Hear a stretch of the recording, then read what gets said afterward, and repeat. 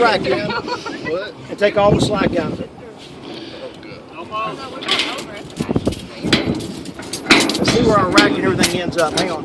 We haven't even heard from them. All right, you see how long this system is? Y'all gonna have to watch that. Don't trip. Now see how long all this is? What we're gonna do is that this is gonna be too much of a pain in the butt being this. You lay the rack down. All right, we don't have anybody else up here help us, but we gotta get this guy over the side, right? Right. Okay, so you ready? We're gonna grab the feet, set the feet on the handrail. 1, 2, 3, lift.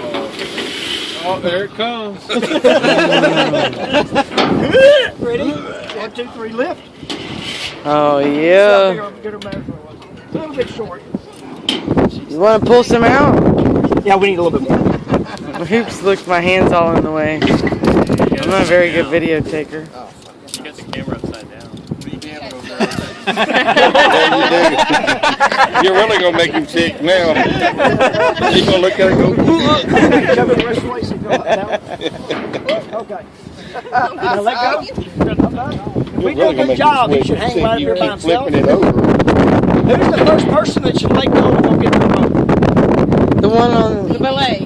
Belay guy, thank you. Why is that? Because that's the safety. Here's the reason too, though. I mean, that's very good. Because now I can run this from over here. Now I can hold on to the litter. You walk back and undo the rack. Oh, don't pull it back.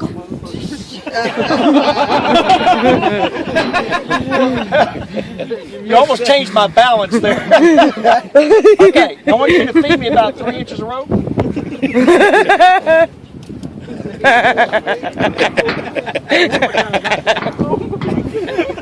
All right, now, from this point forward, you just start feeding the rope. Real slow. Oops, too fast. Slower. Don't worry, I stayed at a Holiday Inn Express last night. All right, if I were to grab this when it falls, I could catch my hand. Keep your hands if you want to help push or something. Another inch. Another inch. Another inch. Another inch. What if they ever x-ray these welds? Another inch. A little bit more. A little bit more. All right, stop right there. Whoa. Okay, now just start lowering. I bet he is. Hopefully they did a good job tying them off. Did y'all see how that slid in? Yeah. If I'd grabbed on this rail and that falls in, you can catch your hand. Pinch points are critical when you're offloading litters. It's really easy to get your hands hung. Push with your hand if you need to do like this. See how my hand is? So if that litter takes off, my hand comes off, okay? All right, so we'll start lowering it. All right, and about you see how we stop? I put the hands on top. Okay, time's over. Lower it. Go. Go. Well, I have the camera upside down again. Go faster. Go faster. Just don't let him see his camera make it to the ground before him. Oops. Go faster. Go faster.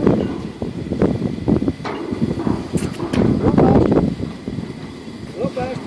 Are we going to pull him back up like that, or you want me to go? No, we're going to go take him out. Somebody run down and help Jeff take him out. All right, you got about 6 feet.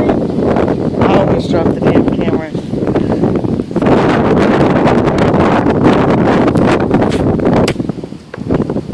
All right.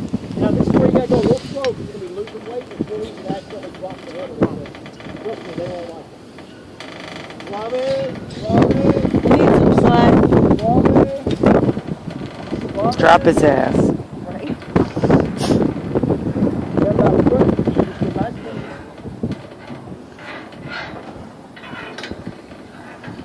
How easy that was compared to the other one. That's why my medical person says we have to go horizontal, we're going to do it. But if it's not, it's a short track to the ground, you know, especially with 4 people picking up the litter and throwing it over. Feel a little better now? You're on the ground in a couple of minutes, you're done. Now show me all your overhead pulleys you need. Show me all the overhead pulleys you need. Something we didn't put in. You eliminate all the crap, this speeds up quite a bit. The more stuff you rig, the harder it becomes, because every direction you move, number one, pulleys add friction. Number two is that the more rope stretched out, which means it's harder to control. Usually ours is on a walkway, which is only this big, so we usually have to find an anchor point. On the ground or somewhere else. Yeah, that's cool. Yeah, up here, I would have thrown it over the side and anchored those beams down there, and then brought it up here if I didn't have these rings up here. I just would have dropped it over the side and anchored it to the ground.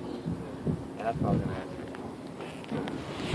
Yeah, you're not going to have rings up here. It also, normally you have grading. And you can take an anchor set, shove it through the grading, bring it up and choker it, and then as long as the padding is on the cut side.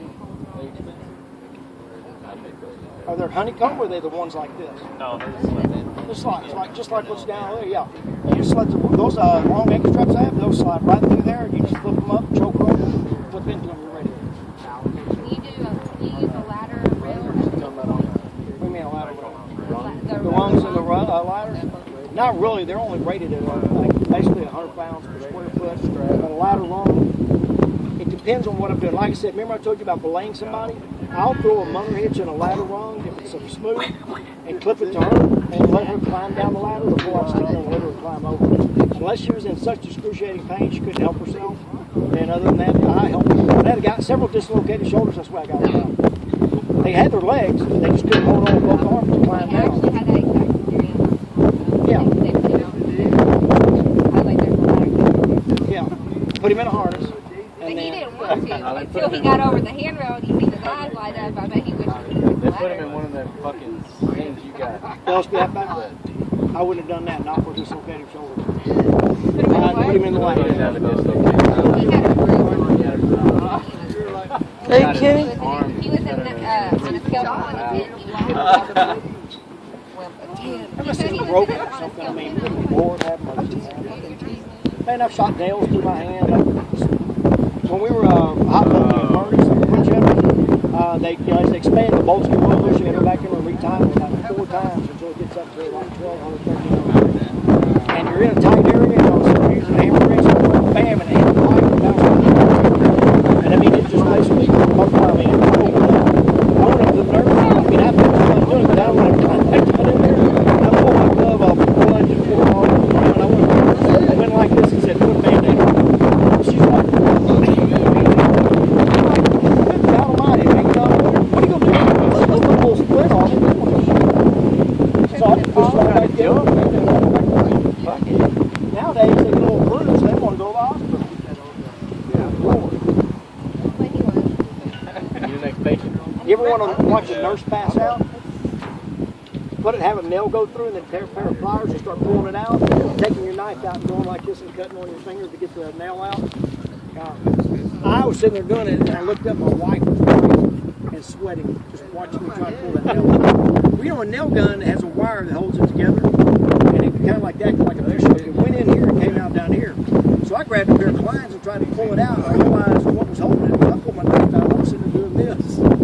And I looked up, and she's like sweating. So I said, fine. So I went to the hospital. You know what they did? They went out and got a pair of clines. I had to pull it because the nurse couldn't do it. She's like, what? And I was like, I'll do it. And he went like this with the needle.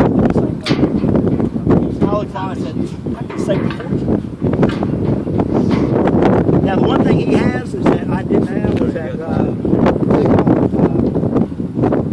you check the pulse. Say it again? No. It's like it has a little magnifier that can listen to the pulse of each arteries in your finger. And so the x-ray to make sure the bone wasn't shut. And then after that, after he pulls everything out, flushes it, he puts his little sensor on there. And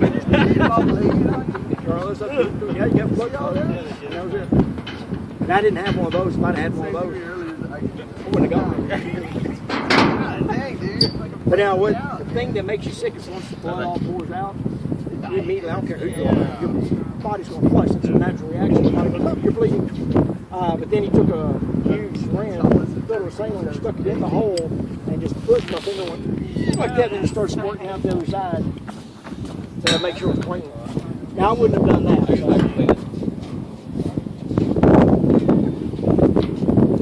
All right, which group's up here? Lubrizol guys, and who's the reject that got stuck with them?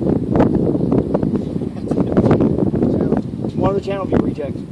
Is that you going to be stuck with them up here? I don't care. All right, y'all doing vertical. The other guys downstairs, pack the patients in small.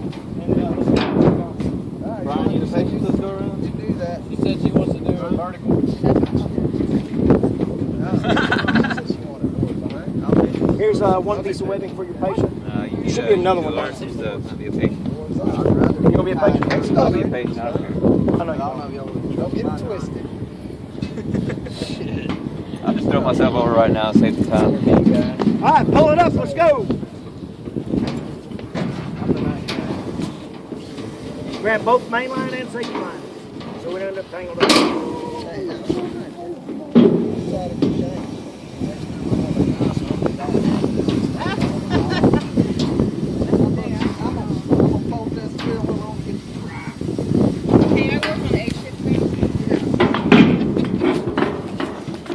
Well, I got this dude's phone.